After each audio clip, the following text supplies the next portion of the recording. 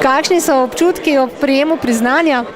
V bistvu so v redu, zaradi tega, ker predstavlja to priznanje neko potrditev, da delaš dobro. Ko včasih medtem, ko si toliko upleten v projekt, tega sploh ne vidiš, zaradi tega, ker si toliko v tistih detajlih, v tem, kaj še manjka, česa še ni, da v bistvu sploh ne vidiš tega, kaj si zares naredil v glavnem, v končni fazi, kaj za tabo ostaja. In mislim, da je to res eno tako v redu priznanje, da delamo pravilno, no, in da smo na pravi poti do tistega, česar si želimo. No.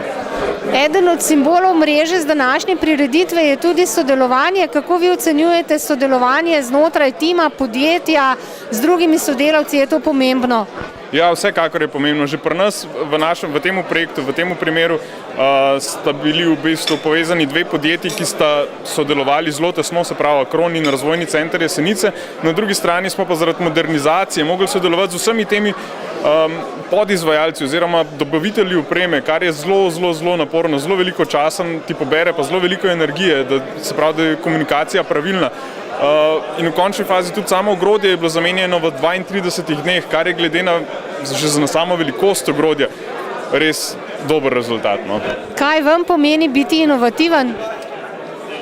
Pomeni, da v bistvu da ne spiš na tem, kar delaš. Se pravi, da probaš iz vsake stvari nekaj boljšega potegniti, nekaj boljšega narediti, da ne zaspiš na laurikah, ampak da iščeš nove možnosti. Se vidimo tudi prihodnje leto? Vsekakor.